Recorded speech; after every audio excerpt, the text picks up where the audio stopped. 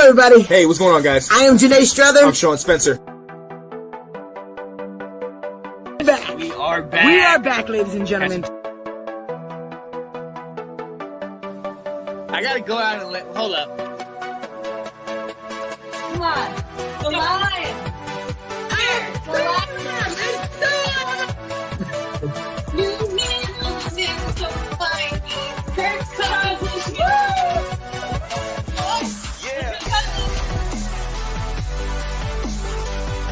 All right. I am Janae Strother. I am Sean Spencer. And this is Let's Talk Football. Ladies and gentlemen, boys and girls, children of all ages, it's your boy Sean Spencer, one half of that dynamic duo that's Let's Talk Football. Ladies and gentlemen, we are back again. We are back again with two people that I am so happy to call friends. I am so happy to call them co-hosts. Yes, I got Nick Rosario, Delilah Crespo. Yeah. What's going on, guys? How are you? Happy Super Bowl week. What's up? Oh, happy Super Bowl week. Thank you for that wonderful introduction, Sean. And ladies is fine. It's cool. Yeah, right. Hey, with everything going on right now, go ahead. It's ladies. I like that. It's the ladies' time. We like the ladies.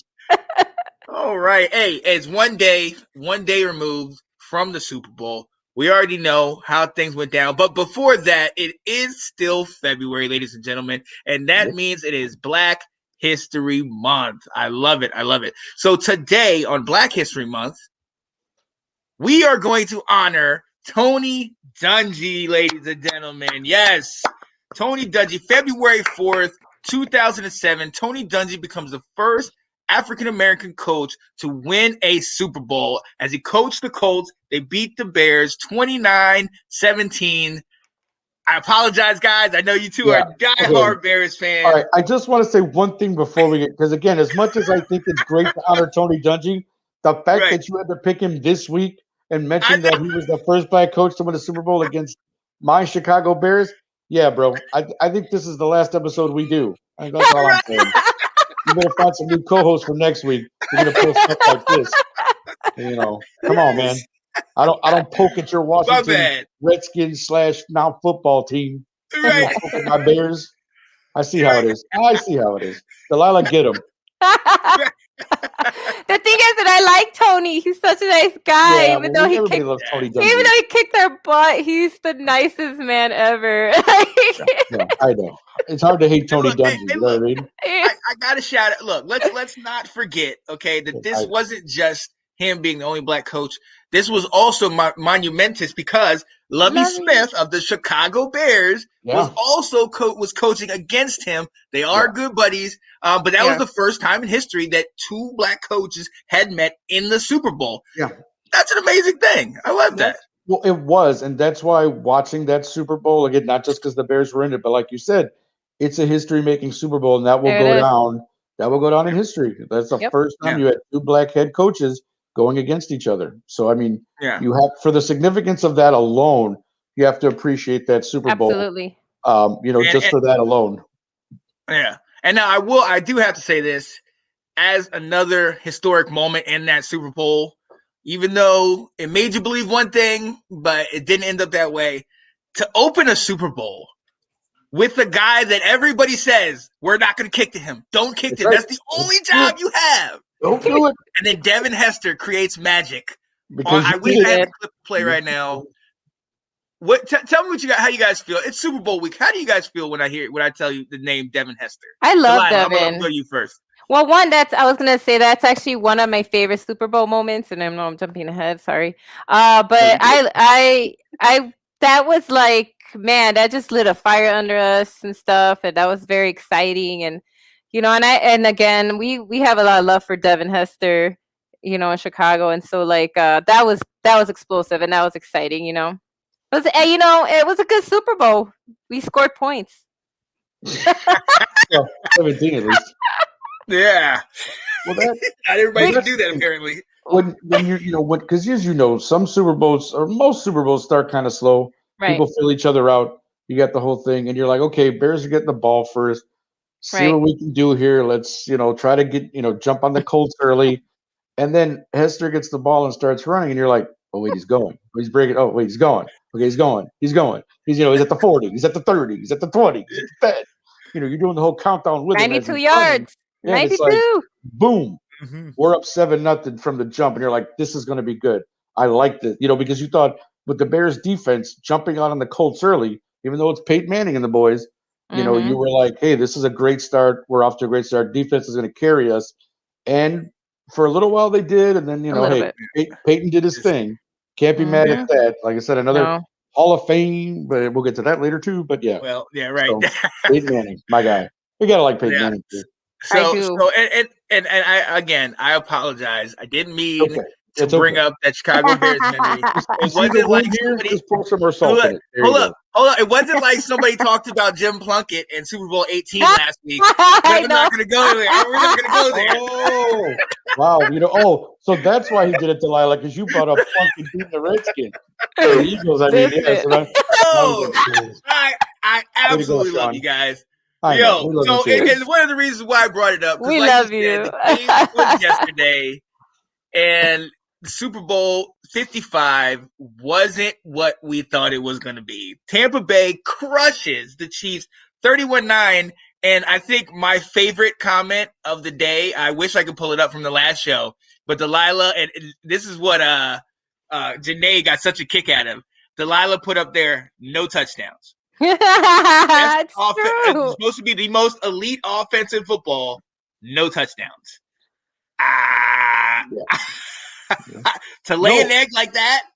Yeah, that's big. That's huge. But that is a testament to Todd Bowles and his defense. Because I'm telling you, you looked at, they pressured Mahomes. They were in his face all day. Like this guy. The stat that we all talked about before, and I'm going to bring it. I'm going to steal a little thunder here. I'm going to bring this up because I thought it was just the most incredible stat I've ever heard in my life. Before getting the ball out of his hand, Mahomes ran for 497 yards, meaning that guy was constantly scrambling, running for his life, trying to make something happen. Think about 497 yards he ran around just trying to make something happen. That in itself is a tremendous statistic. You'll probably never see that again.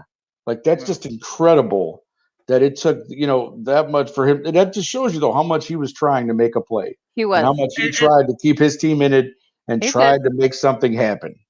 That's just a testament to that. And Delilah, like we were talking about, I mean, that defense played an amazing game, and Patrick Mahomes was running for his life. I mean, they pressured him more than it's ever been pressured, if I'm not mistaken. Delilah? Yeah. So I guess they started tracking like pressures in 09, but they're still saying like 51%. So he was pressured 29 out of the 56, right? And so like that is crazy. That's half. That's more than half, right? We know basic math.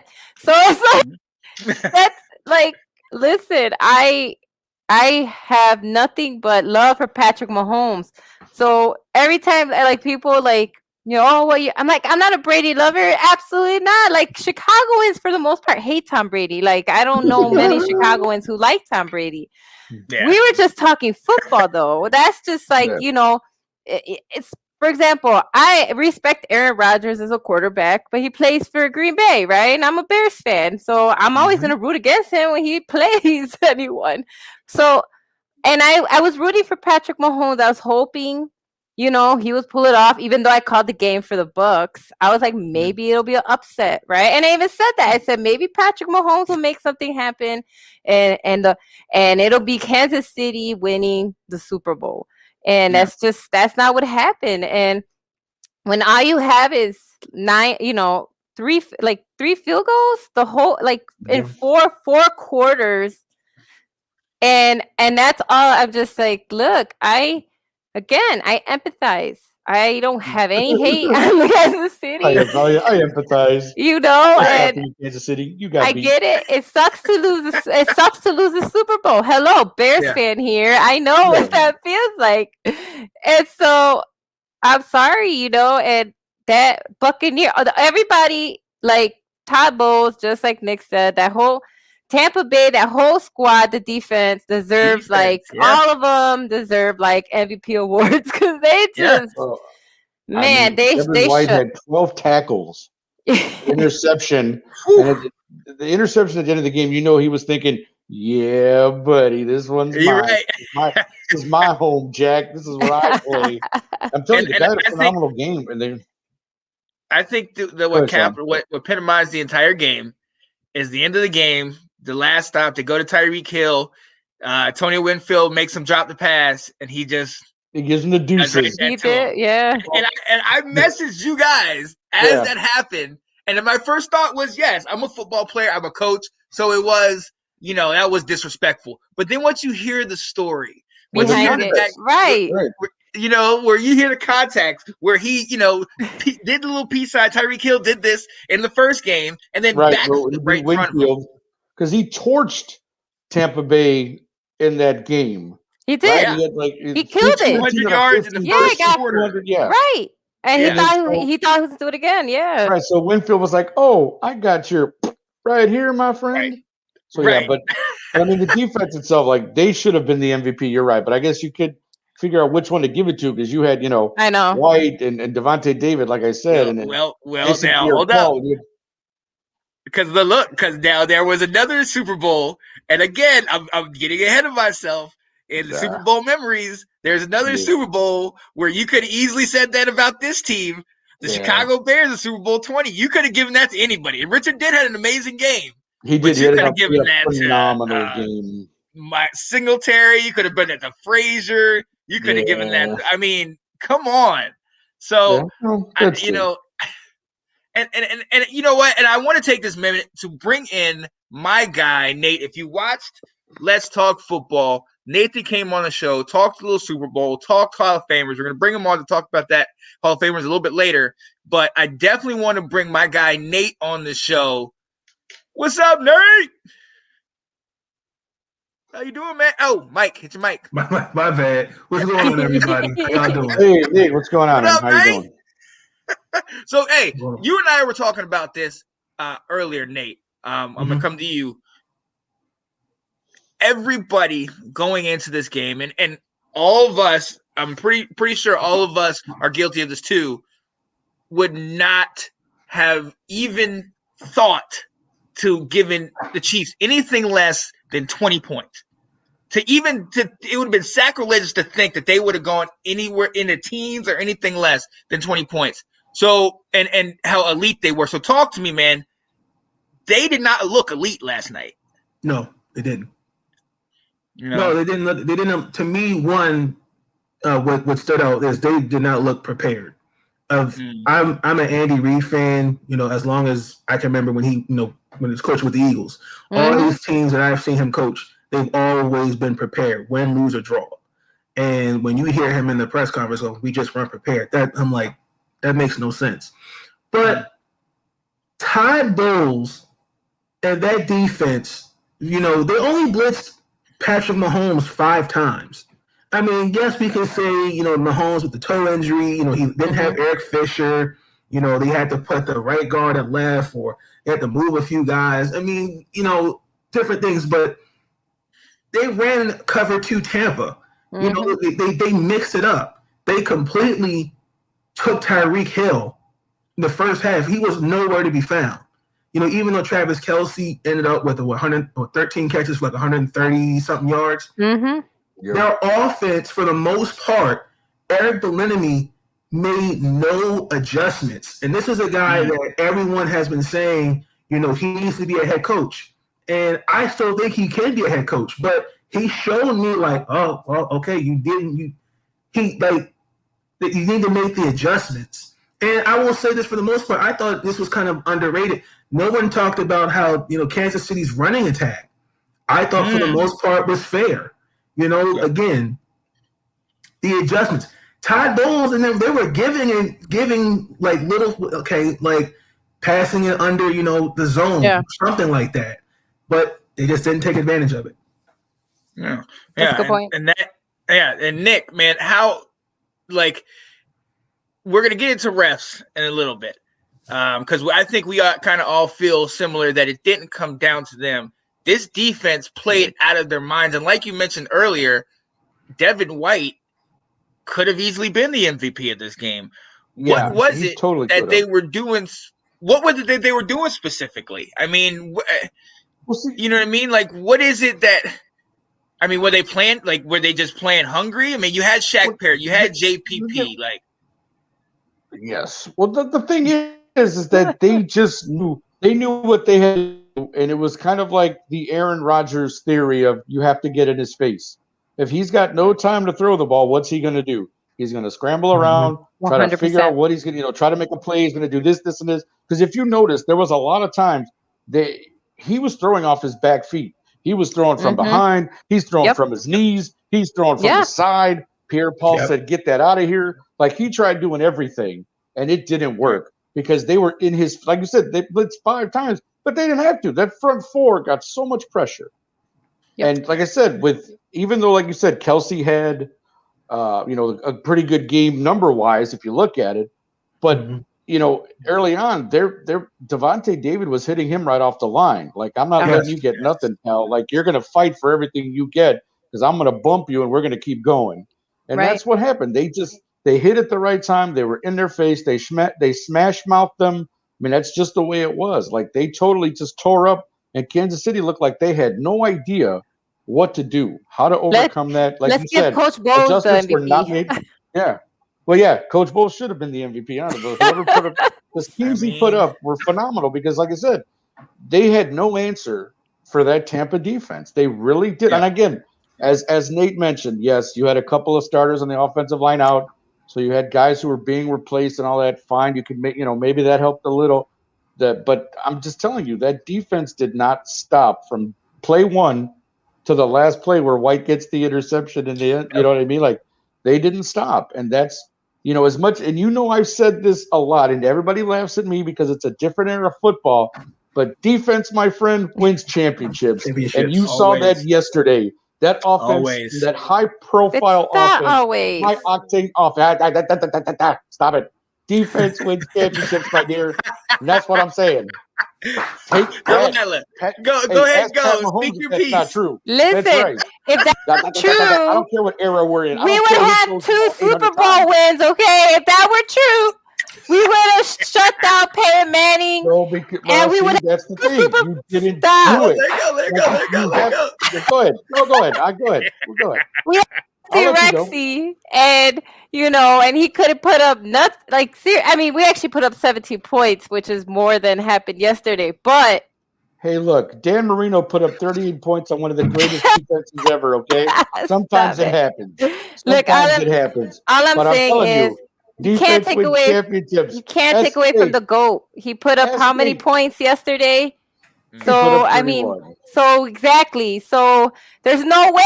You have the defense doing what they're doing, and then you have Tom Brady on the other end doing what he's got to do.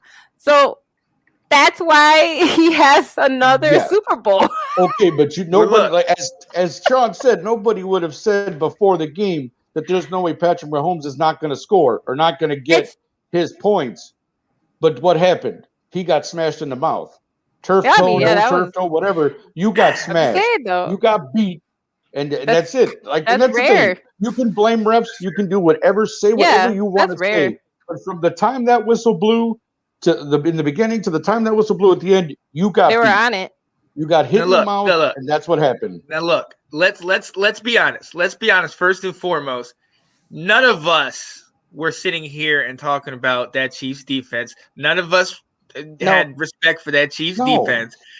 And the best that we could have done, and the best that we did as far as giving them any props was saying in the playoffs they play accordingly, and that's still not saying they're playing great. You know what I mean? Now look, to that conversation of defense winning championships. I have to agree. Now in this era, it's very different. In this era where the league is more lean toward the quarterback, it's different. But I partially can't say that because you have teams like the Ravens from a couple years ago, and then if we're going to go just from 2000, the 2000 Ravens, you have these stud defenses that are making, but it's not as prevalent as it once was. Because, as it once was. I agree. Yeah. Because you can't do as much. No, you can't do as much. I think Green Bay would have done a better job yesterday. And again, here I am, but their defense is better, right? So. They would have pressured. I mean, they got 3 interceptions on him, right? And Green Bay didn't go to the Super Bowl because they didn't like maximize on it like they were supposed to. But they intercepted him 3 times.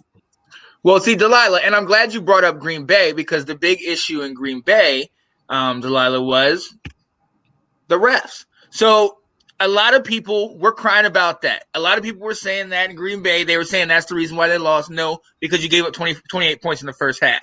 That's why. And this game, a lot of people were saying, "Oh, it's the refs, this and that." No, you can't trade touchdowns for field goals. So Delilah, like, how do these people? I get being bitter. We've all been there. You guys know it's like, like, talk to me, Delilah. How do you? Yes, we do. I get How the is it pain. anything other than bitter? I get the pain, and yes, there were bad calls. I don't think anyone is arguing that there was not bad officiating, right? However, that when you like again, and just like I said during your regular Let's Talk Football, no touchdowns whatsoever, right? What happened again when the Bucs went and played in Lambeau, where everybody thought they were going to get blown out, and I said no, right? And people were laughing at me then, right? I had a bunch of Green Bay fans laughing at me when they said that, and I'm like, it's not going to go the way you think, right? And that's exactly what happened. They gave them that game. Like, literally, Tom Brady threw 3 interceptions, right? We were there. We saw the game. They gave that game away. And then what happened when you have Aaron Rodgers, you kick a field goal instead of going for a 4th down. Are you kidding me? Like, you're not going to allow Aaron Rodgers, the MVP, by the way, right? He literally just won MVP for the regular season. And you're not going to let him go for a touchdown. You're going to kick a field goal. And we've said that oftentimes. And I'm saying that as a Bears fan that saw us lose to Philly, that won the Super Bowl because our kicker missed 3 field goals, but that's not the reason we lost. That's not why we lost. We didn't lose because we didn't score touchdowns. You cannot just, right? And so even though I was upset at Parkey, when you sit back and look at the whole game, we didn't get we didn't get touchdowns. Exactly. And so that brings up. So go ahead, Nate. It's much touchdowns, you know. No, when you brought up that game, now are you going to say that's refs or that was bad play calling? Oh, that was awful. That was bad play calling. That was awful. Because we can say the same thing with Tampa Bay and Green Bay. You know, you at least that possession where they kicked the field goal where Aaron Rodgers has an open field. Yes. Okay, the question all right, I've seen Aaron Rodgers run out the pocket. Why are you not running out the pocket? At least run the football. Yeah. I think all 3 times, correct me if I'm wrong, were thrown to Devontae Adams. So you dropped it. Yes. Yeah. So I think play calling, and I think also too, I think plays a role. But play calling, absolutely play calling. And that brings up a point about defense versus offense, because what did Matt LaFleur say after the game about that? Well, I've got 3 timeouts, I've got 2 minutes left, and I think my defense can stop them, and we'll get the ball back now. But here's my thing: if I'm sitting there, right, and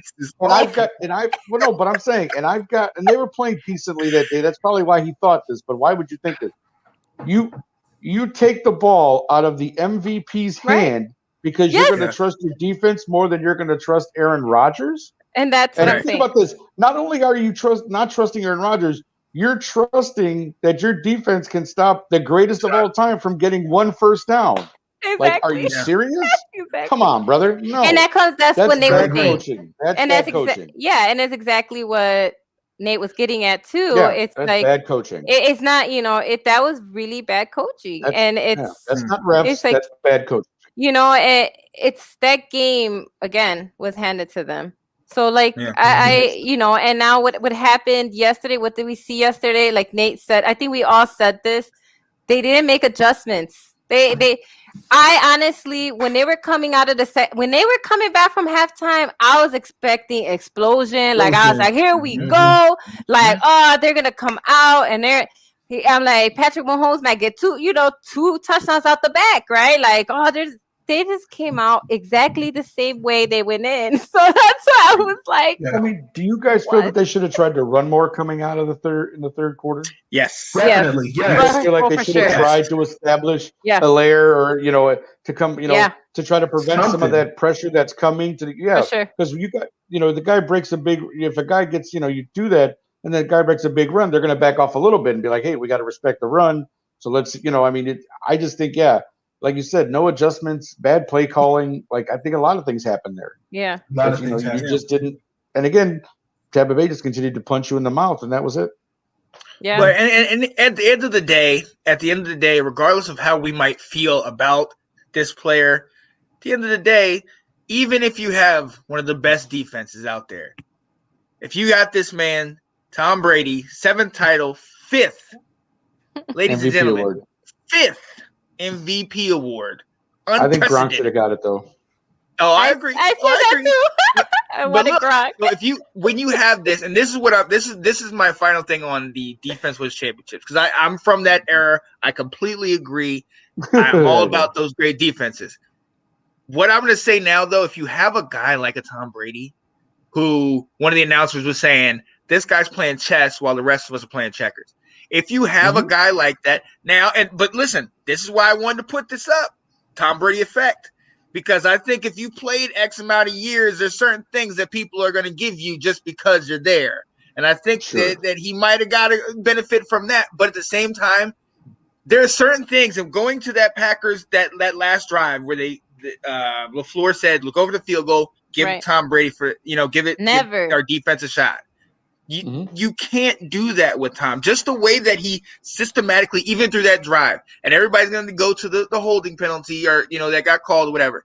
Let's go to even before that, before the 2-minute warning, they run the ball, stay in bounds, and make it so that once they can get a first down right after the 2-minute warning, they only have to get a couple more yards. The Packers were good and called a timeout, but they still were able to methodically get it. And you got to understand, sometimes some of these quarterbacks, like the Aaron Rodgers, like the Tom Brady's, the Drew Brees, who are snapping it really quick when there's one of your guys running off the field and they catch them. Yeah. And they know if they get the offsides, the free play, so they try to throw the deep ball. When you have guys like that are thinking 2 or 3 moves ahead, yes. I mean, you have to give them their due. And I'm the first one to talk about Deflategate. Delilah, I'm coming to you. I'm the first one to talk about Deflategate. Yeah. I'm the first one to talk about Spygate and all the different nonsenses. And look, and the reason why I said refs, and Nate, after Delilah, I want you to speak on this. This is not the first time in a Super Bowl that it's gone to or even a championship where it's gone to the first half, and a Tom Brady-led team has had one penalty for X amount of yards, and the other team has like 10 penalties for 50 or 60 yards. So Delilah, he knows what he's doing. He does. And I brought that up in the Let's Talk Football, and I said Eli Manning came back and did it. I know people hate Eli Manning, but I'm just saying, all I'm saying is that the New York Giants, right, and Eli Manning, whatever people are gonna say, Eli Manning is gonna go down in history as one of 2 quarterbacks that beat Tom Brady. He could whatever, it doesn't even matter. Everybody's and I get it. There's a lot of people who don't like Eli, and I get it, right? He's got a punchable face. I understand. Wow. He said he has a punchable face. That's a good one. But at the end of the day, the New York Giants made it happen, right? No one saw that they were, with those last 2 minutes, right, that they were just going to come back and just win that game. Yeah. Nate, go ahead, Nate. But didn't Tom Brady say, I can't remember which one it was, but didn't he say all we need is 17 points? Was it that one against the Giants? I don't remember. I believe it was one of those 2 games. He said, "All we need 17 points and we're good." Yeah, that was the one. That was the one that they were undefeated coming into. Yeah. Because the announcer, somebody asked him, "Well, do you think you're going to win? How many points do you think you're going to need, or something?" And he was cocky when he said that. All we need is 17 points. Right. So hey, we can all hate. You don't count on David Tyree. Right. He hates David Tyree like that. Right. I'm sure to this day, if he sees David Tyree, he'd punch him in the face. That's probably what happened. So yeah. And again, we should look. Maybe we should look that up. Where's David Tyree now? Yeah, where's he now? Where is he now? What's up, David? What are you doing? Still living off the memory. Still living off that cash. Oh, still living off that cash. But yeah, that's it. All right. Like, guys, listen, we can go on this all day long. All night. It was what it was. The Super Bowl came. Yo, Nate, I'm gonna bring you back on for Super Bowl memories. So glad you could join us. Definitely have you back soon. All right. Segment number 2, ladies and gentlemen. We started a segment a week ago, and it's a segment that I really like. Me and Nick really love it, and I hope our host right here absolutely loves it. It's called Diversity with Delilah. And this week, ladies and gentlemen, her topic is the women that were involved in this Super Bowl. And I'm not just talking about the women that were holding the mics and interviewing people in some dresses. No. I'm talking about actually involved, whether it be reffing, whether it be coaching. Man, this is progress. Delilah, the floor is yours. What's up? Oh, yeah. No, it's great. So, first off, like, kudos to Tampa Bay. Again, the reason I'm saying kudos is that they have one of the most diverse coaching staff in the NFL, period. Obviously, we know that 2 of the biggest spots on court, the 2 biggest coordinators are African American. So, like, the 2, one of the 2 big outside of head coach, they're both Black. Like, so let's throw that out there, especially we're talking about Black history. Then they also have 2 full-time women coaches. It's not like one of the smaller minor roles, but no, these are 2 and they're the first 2 women as coaches to win a Super Bowl. They're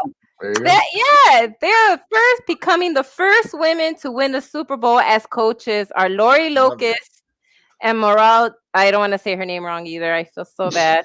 Yeah, I did. I butchered it. Yeah, I'm gonna say Moral. So yeah, and so again, that in itself is amazing, and Absolutely. Yeah. So I kudos to that. And then we had our first, say what you will about the officiating. We did have our first woman referee, that officiated, and what I learned is that they adjusted the name for her, but also to get more women into officiating in the NFL, because that used to be called the head linesman position before. Now they're the down judge. So they came up with a gender neutral term to encourage more women to come to the NFL and coach, because officiate. Sure. Now you do see more women officiating in college now. So that's, and that's kind of where she came from, because she was officiating in college. And so, so I thought that was really exciting, is to see more women involved. And hey, I have nothing wrong with sports announcers, because those women had to break ceilings too, because that was a whole other thing. So I'm glad you said that. Women who became sports announcers, they had to break glass ceilings and had to be taken serious, because people were like, oh, women don't know sports. It's like, okay. Right, exactly. So cool. And so, so I thought that this was really exciting. Again, it's to see two women becoming Super Bowl champs as coaches, first time ever. Hopefully won't be the last. And again, and first woman to officiate a Super Bowl. She was the first woman to officiate a postseason game too.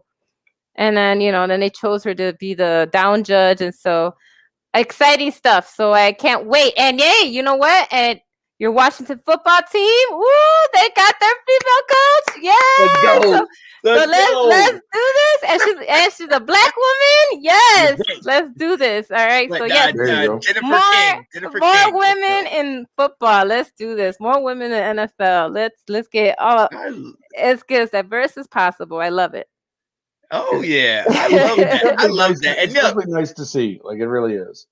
Like that these women are being accepted on the same level, and they have the skill and everything for the positions that they have. Like they know what they're doing. They're very competent in their job, and that's great that we're starting to at least acknowledge that and hire women for these positions and for these different things. I think it's great. Like I think it's great. Yeah. So Morale, she's the assistant strength and conditioning coach.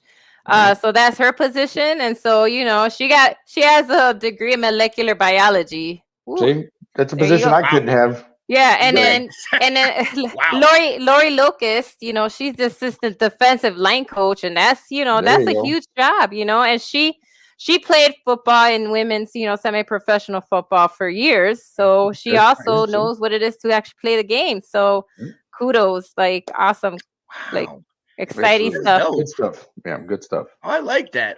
Yo, and shout out to Delilah. This is another diversity with Delilah moment. But I gotta shout you out. I gotta shout out Janae. One of the biggest things I know that we did with Let's Talk Football is that we wanted to make sure that Janae was spotlighted because Delilah, like you said, that was that modern misconception that women don't know football, women don't know what's going on. They don't. Right, yeah, exactly, and that's a lie. That's a myth. I'm here. Let me dispel that myth for you right now. I've met some women that will, and you guys know how much I love football. I've met some women that will put me to shame. For sure. On their stats, on their knowledge, on their stuff. Absolutely. Shout out to girl like Delilah, and I talked to you both, but Delilah, when I first started talking to you, Ben, we were doing karaoke, and somehow Nick and the three of us got off into a football conversation. Yeah. And I totally forgot we were doing karaoke. I'm just sitting here going in with you guys on football and things of that. And the thing about it, guys, if you do not know, Delilah is somebody that fact checks. She will go back and look at the stats. She'll look at the information. She makes sure that she's correct. She'll give your opinion. And if she's wrong, she's not afraid to say, hey, listen, I'm wrong, but I'm trying to, figure this stuff out. Yeah. That's what we need in football, period, people. So, shout out to Delilah. Another diversity with Delilah moment. Shout out to Janae and all of them, doing that thing. And next, we're gonna bring my boy. Nope, he's not. Here, there you go. All right, we're gonna bring my boy Nate in here because with this being Super Bowl week, and Nate, remember turn your mic on when you get in here. I'm used to doing that as a teacher. I was like, "You're on mute." Right. So with this being Super Bowl week. And unfortunately, none of our teams were in the Super Bowl, so we have to go back to the memory. Hey, look, you guys, at least both your teams have been there well before. Well, at least since mine has. Mine hasn't been there since 91. January 26, 1992. Let her rip. There it is. I'm getting ahead of myself. Yeah. Topic number 3: favorite Super Bowl memories. Game, commercial, entertainment. Nick, I'm gonna let you start off. What's your favorite Super Bowl memories, man? Give me some, man. Okay, so for game, I'll take all 3 categories because I have some for all 3. So real quickly, game, of course, 13-year-old boy sitting in his living room with his dad, watching the beloved Chicago Bears, 85 Bears, beat up on the New England Patriots was a thrill for me. But in particular. And it's a shame because we all know that Walter Payton did not get a touchdown in that game. And that's a whole topic for another time. But for a guy like me, for a chubby kid with glasses, to watch William Perry scamper his way into the end zone for a touchdown was a phenomenal moment for me because you're like, here's this big dude that they started using, and you know why that started, right? The year before in the championship game, San Francisco 49ers decided they were going to put a defensive guy into, to run the ball in the backfield, kind of dig a little bit at the Bears. Yeah. So when Ditka did it the next year, he was like, "Oh, I got you. I'm going to dig right back at you." And sure enough, I mean, Fridge caught a touchdown pass that year. He ran for a while, but as a memory, like watching, I said, I was 13 years old, so just to watch William Perry scamper into the end zone, that was a great memory for me. But yeah, obviously we all know the Bears won 46-10, great Super Bowl, one of the best defenses ever. So highlight for me.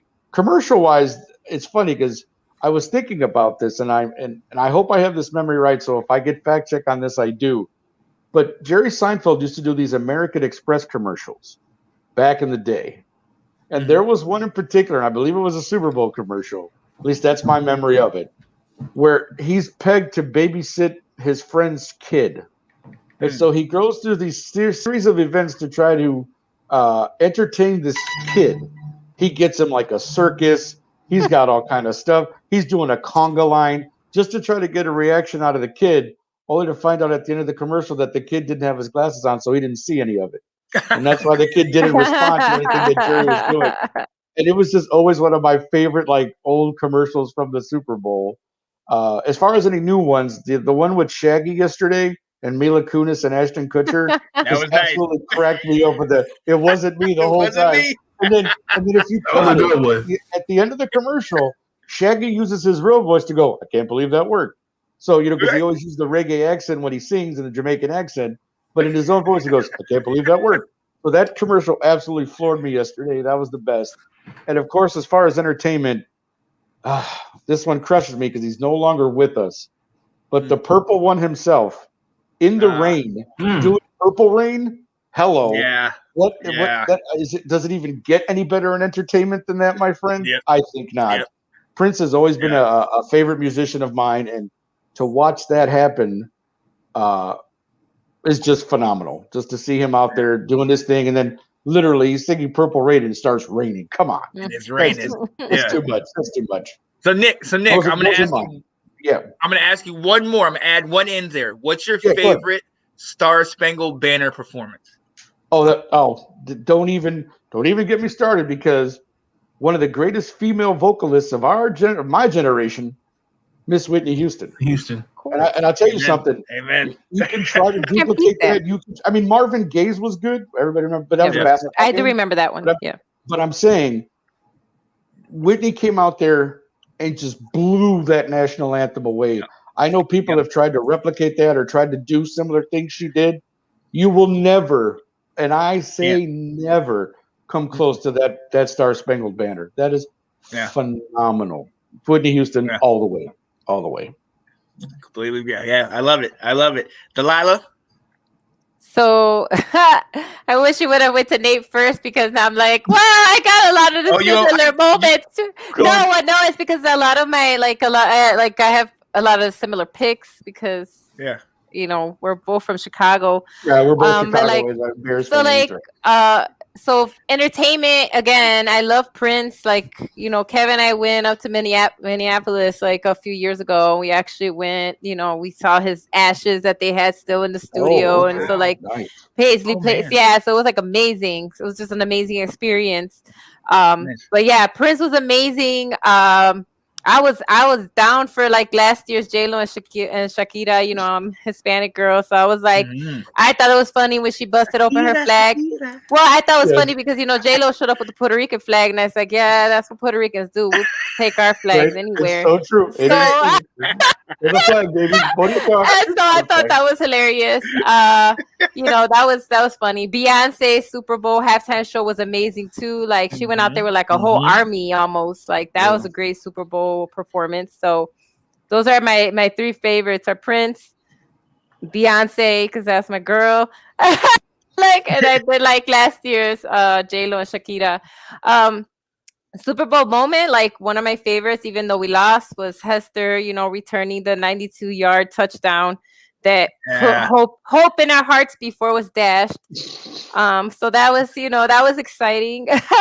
Another Super Bowl moment, which I kind of mentioned earlier, I really thought the Giants comeback against Tom Brady and the Patriots with 2 minutes left to win the Super Bowl was to me memorable, because as I've said before, I can't stand Tom Brady. So when he so if he loses the Super Bowl, which obviously we know he doesn't lose that many, I thought that was amazing, because 2 minutes left. I don't, and I think you're right. People mentioned it before, he was a little cocky and stuff, but hey, whatever, man. The Giants came back and won within 2 minutes. Did what they had to do. So I thought that was exciting. Super Bowl moment to me was seeing that comeback. And then, so as far as commercial, I always like the Budweiser commercial. So even obviously they didn't do one this year because they're donating it, to the cause, which I appreciate what they're doing. They did a lot of Bud Light ones, but those aren't as good. But any Budweiser commercial to me is hilarious. Like I always remember when they had the frogs, like they always like had a Super Bowl spot. So anytime they brought out the horses, like, they just, any Budweiser commercial to me were always like hilarious and memorable. So, but I understand they decide to use that money towards supporting the COVID cause. So respect. That's a great thing for sure. I respect that. Absolutely. I get that. Nate? Well, favorite Super Bowl memory, obviously, 2000 Ravens, but I would say the 2012 Ravens, because that was Ray Lewis's last year. And the year before, Billy Cundiff missing that field goal against New England. And to really kind of see that, okay, well, that was a letdown. The same thing with Lee Evans dropping that pass. Everybody, for the most part, stayed. I mean, there were some guys that left, but you could just see that there was a determination. And then, from the loss, they lost less, 5 of their 6, I believe. And I think like the Washington, when he lost to Washington, I think that's when things really was like, okay, we have to fix something. And then you see Ray Lewis going down with that injury. That was arguably Joe Flacco's best highlight, playoff wise. When going off against Indianapolis, and then the double overtime against Peyton Manning, the mile high against Peyton Manning in Denver, and then obviously the NFL trying to sabotage Super Bowl. Bless you. Thank you. I was about to ask you about that. Yeah, I was about to ask you about that. I'm not one to believe in things being rigged, but you ain't gonna tell me that the most luxurious stadium outside of Jerry's World, half the lights went out because the Ravens were whooping them that bad. Yes, I don't believe. I believe there was some part to that, but I would say that was that. I would say my favorite memory because to see them the year before, kind of going like, damn, and then come back and do it again, and Ray Lewis going out on a high note. That was my favorite moment. And then after that, we had to endure mediocrity, but that's what happens when you win a championship. You have your peaks and then you have your lows. So, I'm not really big on the halftime shows. I've never been. Most of the time, once it's halftime, I'm like, okay, I'm not watching that. I literally don't watch any entertainment. Whitney Houston, yes, arguably the best national anthem, hands down. Commercial, I like the one where they did with Wayne's World yesterday with Cardi B. That was actually hilarious. That was good. That was good. The one with Shaggy, that was good. But mostly like Delilah said, the Budweiser commercials, and I do respect that the NFL is donating that, donating for COVID and things like that. So I say that favorite commercial. Nice. Yeah, I'm a Super Bowl guy, so you guys know. I mean, to narrow it down. Yeah. I mean, narrowing it down to 3 is a big deal for me. So I'm actually gonna start with best. I mean, we already know best national anthem by far, with everything that we're going off on. It was the 25th Super Bowl anniversary. The world, America was in Desert Storm. Whitney Houston comes out there. Right. I mean, Gulf War, right. And Whitney Houston comes out there with the all white on and just tore it down.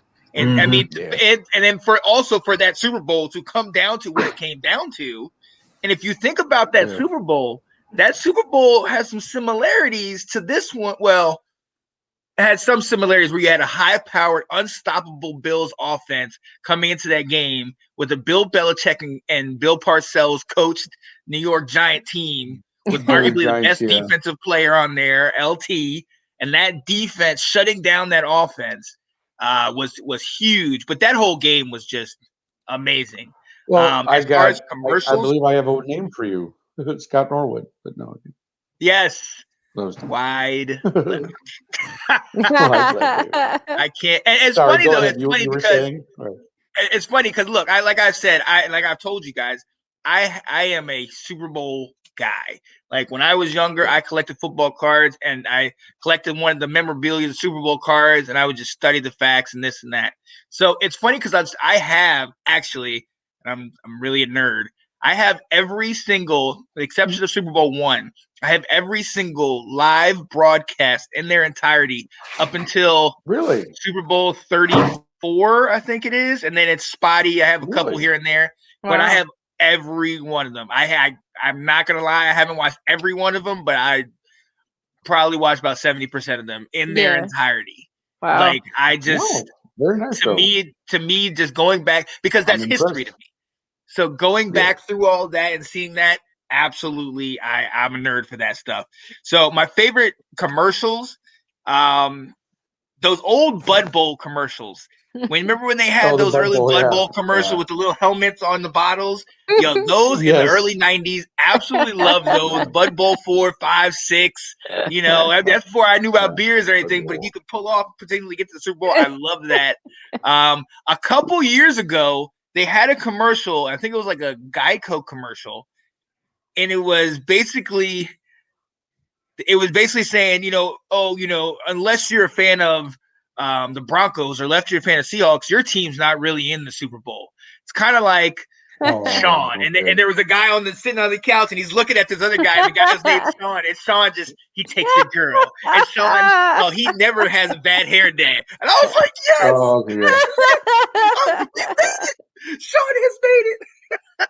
So I loved it. I hated the game because I thought Legion of Boom was talking too much crap at that particular point. I was all about Peyton Manning, and I got just they did it to me. They did it to me. But that leads me into they did. Exactly. But that leads me into my favorite halftime show. Bruno Mars in that Super Bowl made it worth watching if you weren't a Seattle fan. Yeah. He just what he had, his flair, his energy, that stole the show for me. I'm a huge Michael Jackson fan. So in '92 when he came to the Super Bowl, I loved that. The Prince thing definitely was great. I hate that I wasn't as into Prince at the time. I'm more into it now. But one of my other favorites, Super Bowl 1988, Chubby Checker was at halftime, and he sang "Twist Again." That's cute. Last summer, and I was like, "Oh, I love it!" I thought you were going to say the Disney halftime, but never mind. Those are my four. But when it comes to games, when it comes to those memories, first and foremost, January 31st, 1988, Doug Williams, first black quarterback to start a Super Bowl. First black quarterback to win a Super Bowl. First black to get an MVP of a Super Bowl. First black quarterback. 35 points, second quarter with 18 plays.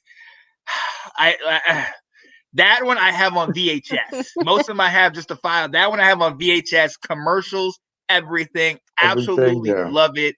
It brings me back. I was only like 5 years old, and my parents let me stay up. And to me, my parents made that moment out as what a lot of black parents made Obama getting to the White House. Because for me, that was, you can do anything. You are a black man that leading the team in nation's capital to the Super Bowl. You can do anything. So that moment was huge to me. Another one, 4th and 1, Miami Dolphins, Washington Redskins. You already knew, everybody knew where it was going. John Riggins, 43-yard touchdown, game clinching. That's what put us up against Miami for our first championship. And my all-time favorite moment, Super Bowl 23, Joe Montana, 8-yard line, about to drive down the field for the game-winning touchdown. He throws to John Taylor to beat the Bengals. And he's in the huddle. And there's always this story that one of the offensive linemen tell where it says Joe Montana came in the huddle and there's a TV timeout. And Joe Montana points to this offensive lineman, Harris Barton at North Carolina, and he said, hey, Bart, man. He said, look down there at the opposite end zone. And Harrison turns around, looks at the opposite end. He said, that's John Candy down there. Yeah. You know, I heard that and Harrison's story. like, Yeah, oh my God, oh, this is crazy. But that moment to me epitomized Joe Montana because at the biggest, most pivotal moment and potentially his entire life, he's sitting there and so calm that he's taking pressure off himself and thinking about other people and getting them to the right place. I'm getting goosebumps thinking about it. That's funny. That's hilarious. That's so crazy. I dated myself with that one. Yeah. Well, that was the same year. That was the same year as the. Isn't that the catch where they beat Dallas in the NFC Championship game? Was the catch that year? No, that was 81. That was when was 81, they played the Bengals. Yeah, so they played the Bengals twice. That's right. They played the Bengals twice. Teams. That's right. Yeah. My bad. So, see, I'm older than you, Sean. I'm trying to go way back. Right. That was the Ken Anderson, and that's when Forrest Gregg coached them. Oh, yeah. Forrest Gregg. Oh, yes. Yeah. The old Packer. I hated him when he was with the Packers. I hate Forrest Gregg. That was good. So, we got to move on. I absolutely love that. I'm so glad I got to hear y'all's moments. Thank you. Super Bowl is such a big thing to me. My parents always made it out to be like a holiday. Like they would always buy, cakes, candies, this and that, pizza, whatever. And we'd all sit around the TV. We'd all watch the game, regardless who was playing. Now, when I grew up, it was Washington. We were in a lot. Now, since then, it hasn't been great. It hasn't been great for a while. So, but it's all right. We got our brothers up north. They're holding it down for us. They got 2 titles in the 2000s. Our brothers from Baltimore, they taking care of business. All right, man. Right. Hey, Nate, I'm going to leave you on the show. We're going to move on to topic number 4, ladies and gentlemen. My man, Nick Rosario. Oh, hey.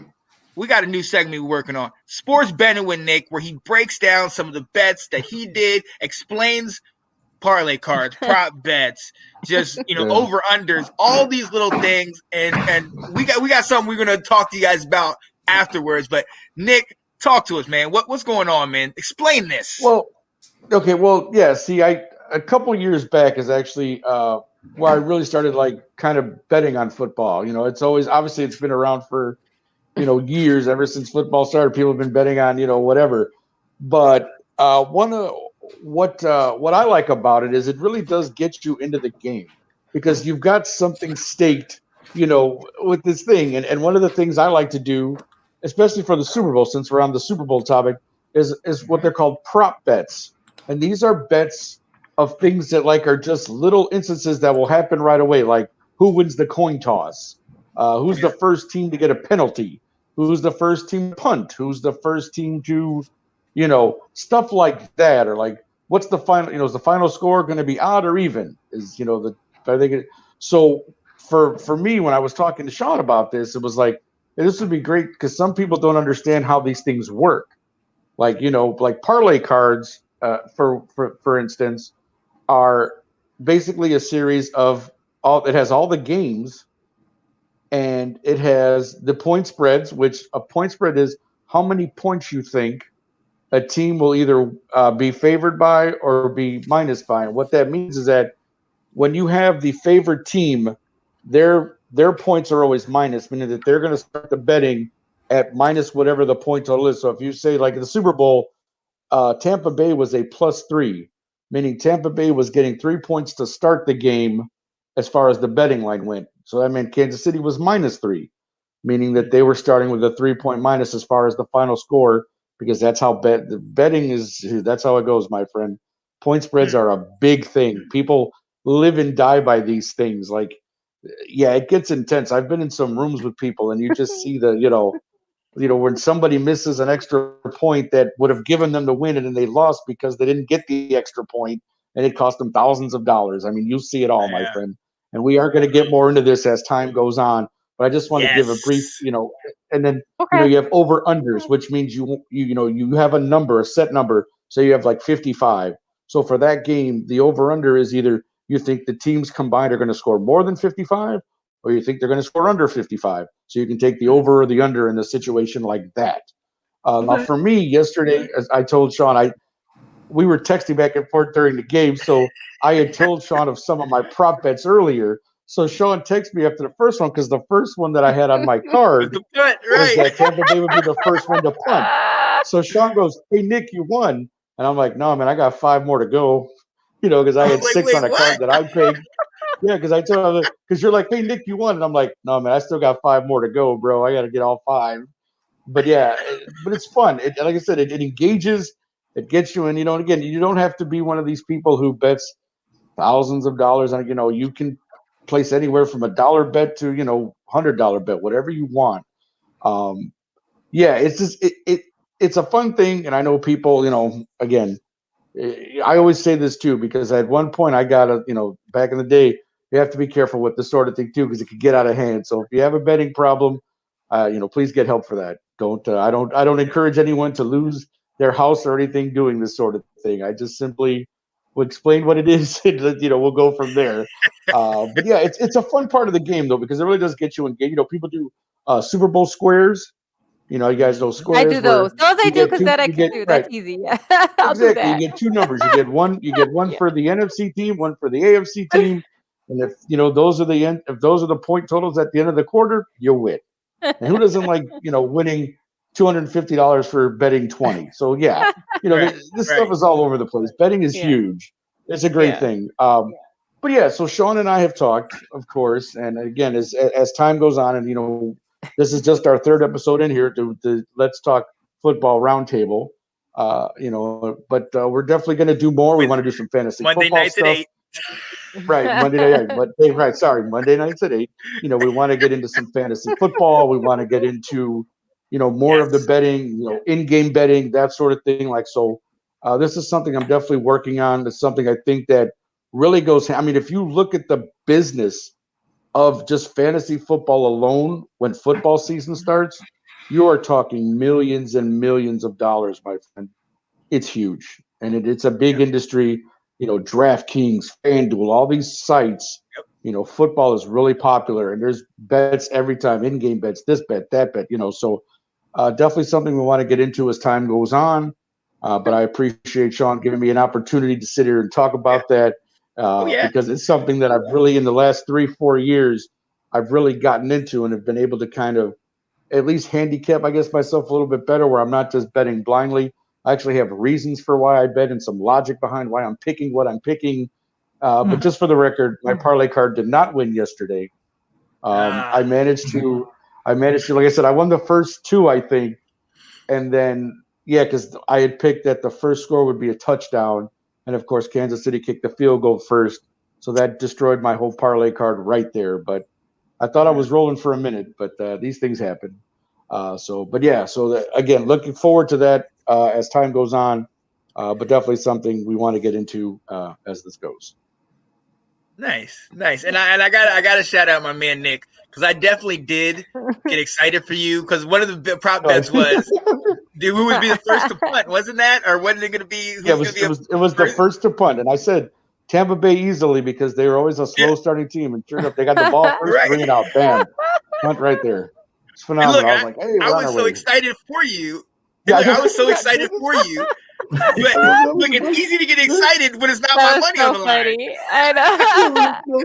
It was great. I know, You text me such right a away. cool message. I know.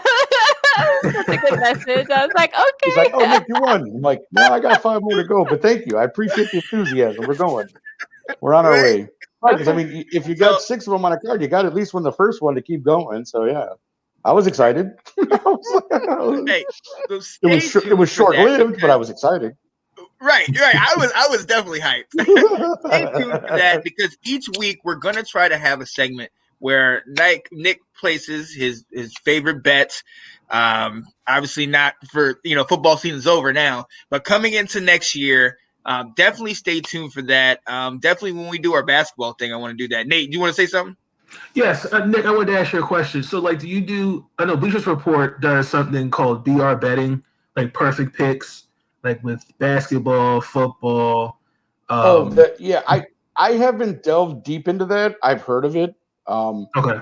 Probably with you got to figure with the next big one is the NCAA tournament coming up. Mm-hmm. So I definitely will do my research on that and get back to you a little bit. But yeah, that's always a huge, for stuff like that. Like brackets, man. Bracketology is the biggest thing in the world. And because I remember actually hearing this once, and I had to look this up because I thought, well, that's amazing. But it's probably one of the most like the biggest bets ever are taken a lot on college basketball. March Madness is like a huge. I mean, you're talking multi-million-dollar industry there with the college basketball brackets, man. That thing is huge. Everybody does office pools. People do, all kinds of things like that. Whew. And again, now that you have, like, for anybody who doesn't understand too, you could always go. There's a for us who live here in, the Illinois, Chicago area. I know some of you folks are in different spots, but we just had a sports book open up here close to us where you can go and place your bets. So I know, if you need information, if you want to know how it works, I would definitely check out a sports book in your area, and you'll be able to get information and see how this works and the process of it all. If you have those kinds of questions, I mean, I'm more than happy to answer what I know, but definitely if you want an overview of everything, I would definitely find a local sports book by you and take a look and see what they have for you. Interesting. And if you have somebody on your show that is a sports betting guy, you live stream your picks and you show him so that he can help you with your stuff. That's why Nick is on the show. Right, My man. All right. So we're definitely looking forward to that. Stay tuned for that. Stay tuned for March Madness, ladies and gentlemen. Like I've mentioned with the #1 Tom Brady fan, Katie Alverson. I had an interview with her yesterday on Let's Talk Football. We are going to be getting involved in the March Madness kind of a show, and all of you guys already know your jobs are already out there. You know what I'm saying? Let's get the facts, and we're starting at tournament time. So not just March Madness, but conference tournaments, right? Because that is where everything happens. Right, of course. And Selection Sunday is going to be almost like our draft. So stay tuned for that, ladies and gentlemen, because that is definitely coming up soon. We're 2 weeks away from March, Yeah. So it's coming, baby. It's coming. Definitely get ready. I'm just happy it's happening this year because obviously due to COVID, it did not happen last year. So yeah, March Madness is on, baby. It's going to be and great. And only in one place. Everybody has to go to the state, but that makes sense. Yeah. I mean, you do. It is what it is. But I love it. I can't wait. At least it's happening. Yeah, that's exactly. Exactly. Last year it was rough. Very. But there is one thing that we did not talk about, and I was going to say I'm going to bring you in, but you're already still here. So hey Nate, you never left. You're still there, buddy.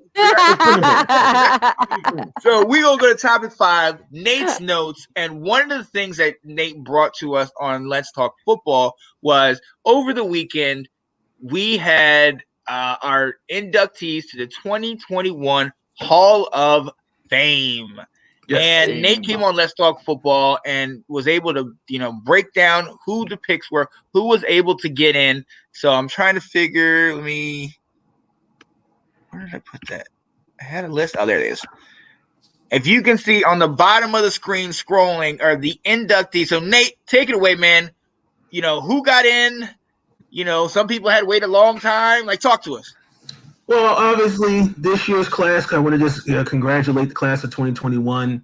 Much deserved. Obviously, I want to start with Drew Pearson. Much deserved. I don't know what the hell took so damn long for this man to be in the Hall of Fame. He's part of an all-decade team, cowboy. Yeah. And I don't know if there's bias. I don't know if there's racism that goes into that. But that's one of the topics for another day. Peyton Manning, arguably one of the best quarterbacks in the game of this generation. Charles Woodson, arguably the best defensive back in the game. Calvin Johnson, Megatron. I'm so happy for him. I feel really bad for him, honestly, truthfully.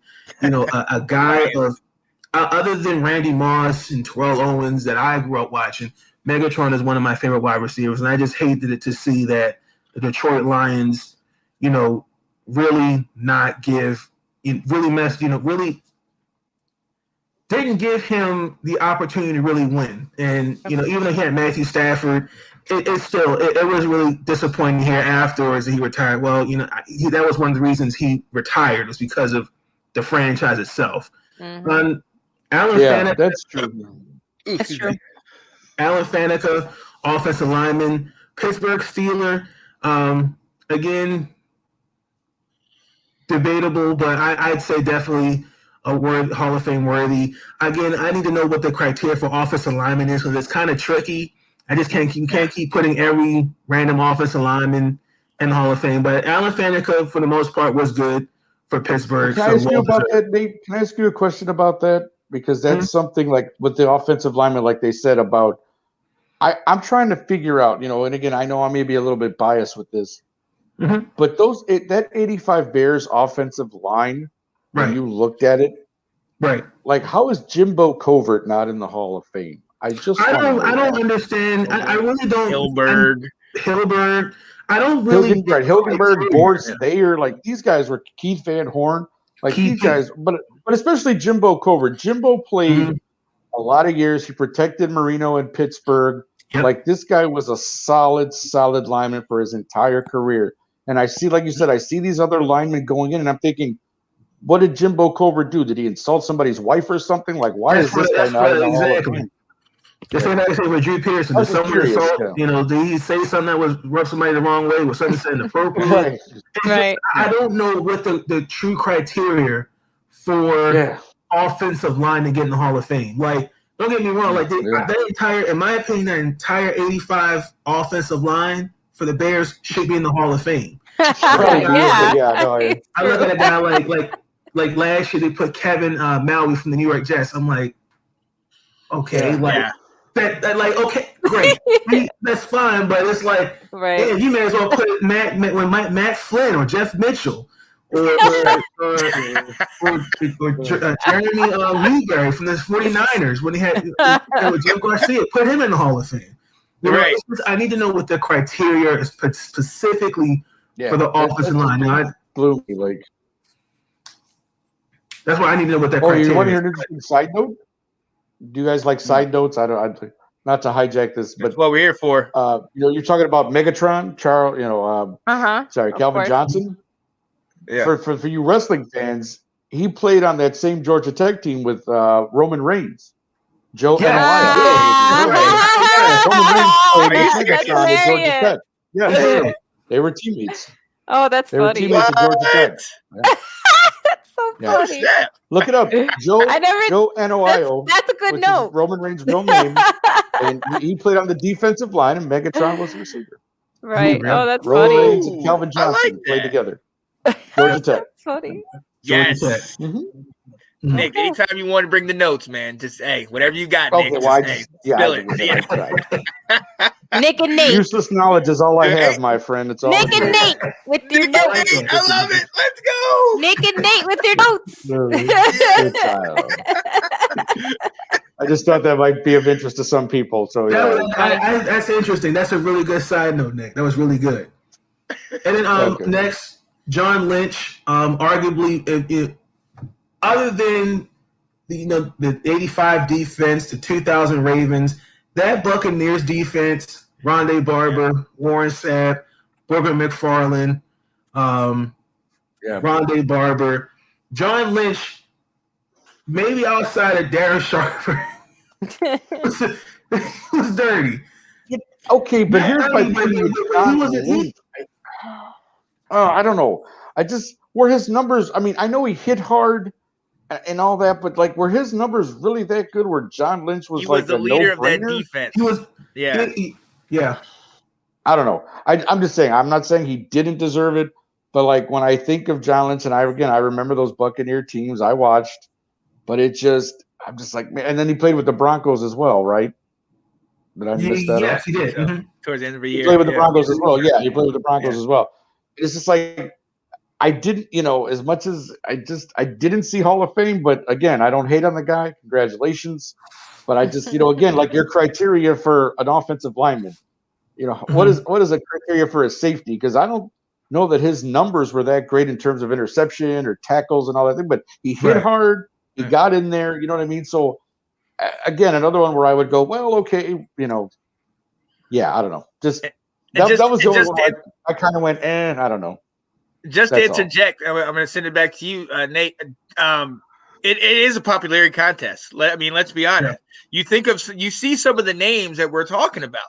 You see the Drew Pearsons, and it's like this guy was a part of America, the actual America's team. This guy was Roger Staubach's #1 guy for how many years? You know what I mean? Yeah, exactly. And to have him not get in, it's kind of like, wait a minute. And then you talk about it. I'm glad you mentioned that guy, Nate, Kevin Mayweather, the offensive lineman. Right, Kevin Mayweather. Like, yeah, he was good in his time. Yeah, but when I think of that class of elite Hall of Famers, right. Lynch was a character. Lynch was the leader of that defense. If you look at that game in the Super Bowl against the Raiders, he called out everything that they were running. You look. I'll never forget that play that he's sitting there and he's running. He sees a guy go in motion. He says, "Sluggo seam, don't bite on the fake. Don't bite on the pump fake." And what happened? They pump faked. They threw it. Dexter Jackson was right there. He gets an MVP of that Super Bowl. That was crazy with 2 interceptions. Dexter Jackson, yeah. You know what I mean? So I'm so bound by how the oldest team that year got to the Super Bowl. Rich Gannon. Right. But think about that team though. Rich Gannon, Tim Brown, Jerry Rice. I mean, but all old, way. Oh, we're talking Raiders now? We're talking Raiders now? Yeah. Well, the Raiders. Where's Chris Berman? Yeah. All right. Go ahead, Nate. Who else you got? Tom Flores, correct me if I'm wrong, the first Hispanic coach to win a Super Bowl. First Hispanic quarterback. First minority period. Minority coach period. Before with the Raiders and the Seahawks, I want to say it was. Yes. Tom Flores did coach the Seahawks as well. He did. Iceman, as we've learned from this commercial. The Iceman, that's right. Iceman. That's right. Cracks me up. I'm like the Iceman. And then finally, Mr. Bill Nunn, what he did for HBCUs, the first scout to really get the HBCUs noticed and put on the map for NFL drafts. And has really, really played a big impact from then until now. So definitely congratulations to Bill Nunn. But congratulations to the entire class of 2021. Well deserved. I can't wait to see those guys when they give those speeches. Charles Woodson. I mean, I know he played for Green Bay, but he deserves Tom Brady. No, look, I got Tom Brady. That was 5 years. Is that going to be his day? Hey, they did help. They mentioned, obviously. They were mentioning that, right? Like, here's Tom Brady winning Super Bowl, and now Charles Woodson over here is teammate getting inducted into the Hall of Fame. He's probably like, boy, when are you going to stop playing football? Right. I'm in the Hall of Fame. You're still playing. Right. But like you said, it is somewhat of a popularity contest. It is somewhat about the story, a la Kurt Warner. You know what I mean? When you can have a story of a guy that was working in a grocery store, and then he played in Arena League, and then the Super Bowl, that whole thing. So John Lynch is one of those guys who's been a big part of the game, a big part of front office stuff. So he's well known. He's liked by the right people. Yeah. You know what I mean? Yeah. So he definitely got, he was good. There's people who think some players got snubbed, like Clay Matthews Sr. from the Browns. Like, a lot of people wonder why he's not in the Hall of Fame yet. I was just paying attention to the, kudos to the ones that got in, but also was paying attention to the ones that were left out. I mean, that goes to like what kind of Nick was saying, right? Why is this guy in? Right? What's going, Give me Jimbo Covert, baby. Give me Jimbo Covert. That's all I'm asking for. So, so a lot of people. He's in the College Hall of Fame, right? For Pittsburgh. But he's in the College Hall of Fame. So then people are wondering, like. Just as great an NFL career as his college career. Yeah. So, Torrey Holt was another one. People were wondering why Torrey Holt from the wide receiver for the Rams. Yeah. So I would really like to. I think definitely in the coming weeks, especially as this all season goes and more into next year, I definitely think we should take a look at a lot of the next upcoming class, because I think that's going to be a very interesting thing to look at. Because yes, you have a lot of these guys. I think Richard Seymour was on that list. Yeah, that were left out. Yeah, only one of our beloved Bears is on that list. He was, yeah. Who? Isn't Hester? Is it Devin Hester? Yeah, I believe Devin Hester is up next year, eligible. I believe. Yeah, if I read that correctly. Yeah. So, and that's going to be interesting. I really want to see, right, because he's again, a returner, I think mostly a returner. Right. They put a returner in the Hall of Fame. I really want to see how they judge that, how they look at that.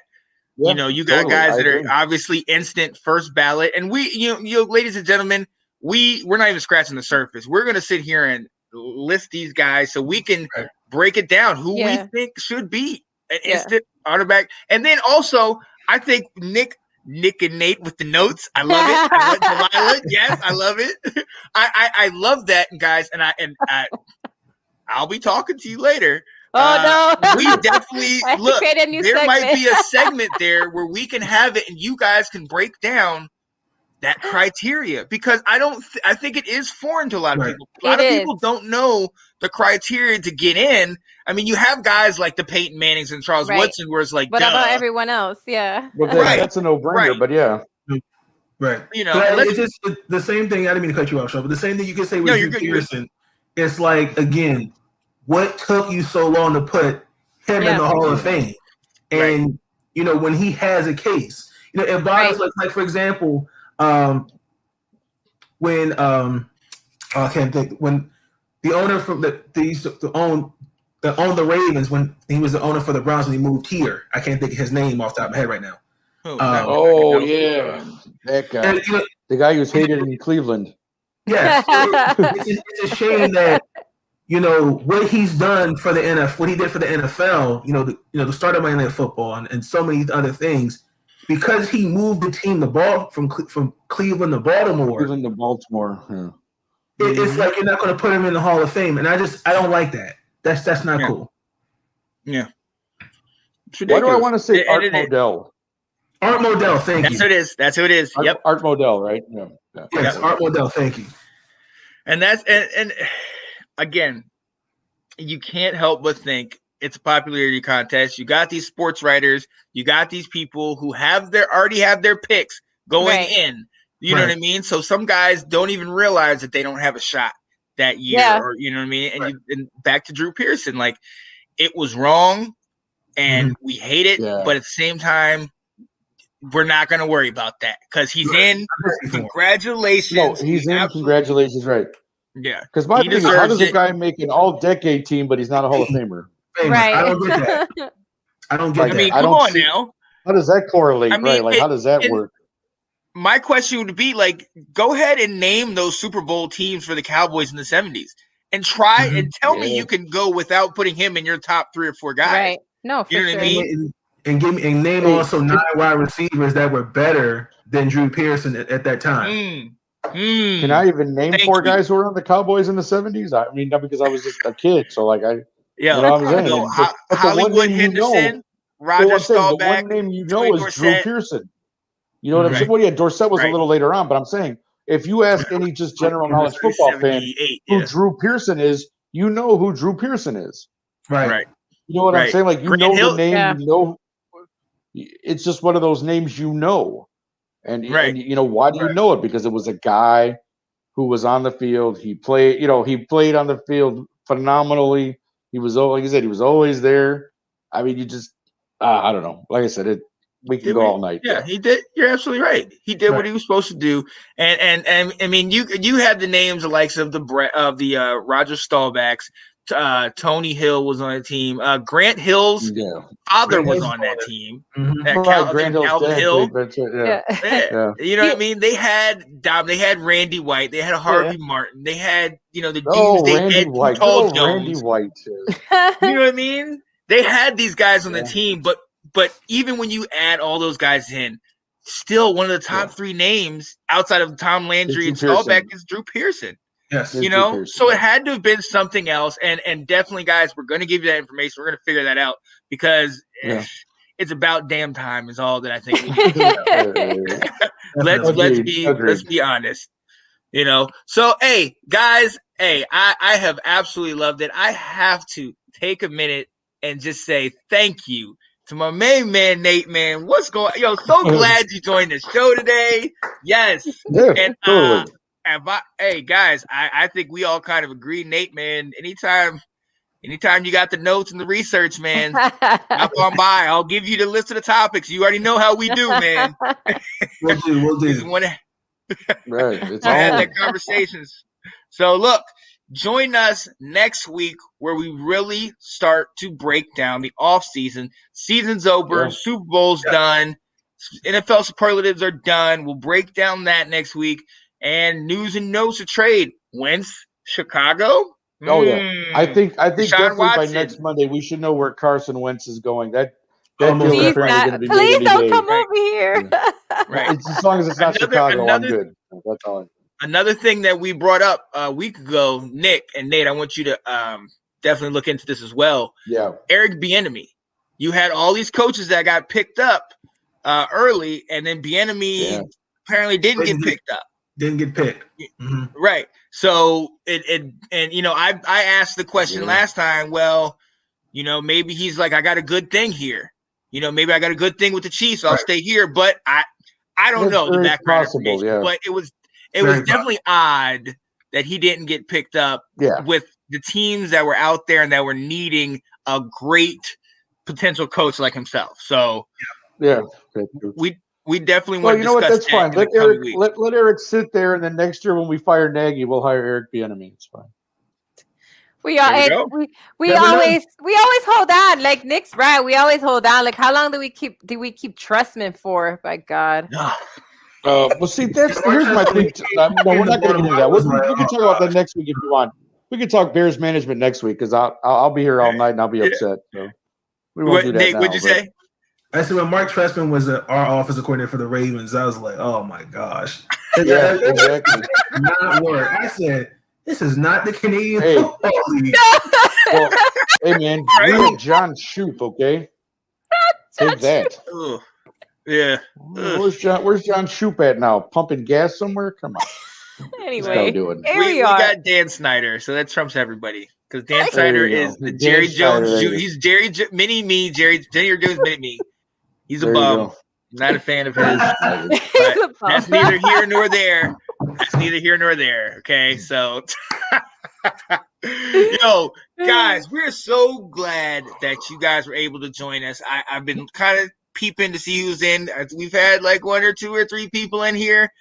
Thank you so much. Hopefully you enjoyed the show. Definitely come back next Monday night at 8. And now, since Janae, shout out to my co-host for Let's Talk Football. She's moving on Thursday. She's going to Australia. Oh my goodness. Australia. So this show is essentially a segue from that, where we cover all the news, all the notes that are going on, so that once 2021, 2022, that NFL season comes, we're going to already be ready. We're going to have you prepped. We're going to have you primed and ready to go. Schedules are already out, and it already looks bad for us Bears, but we'll see. It always looks bad for us, Delilah. What are you talking about?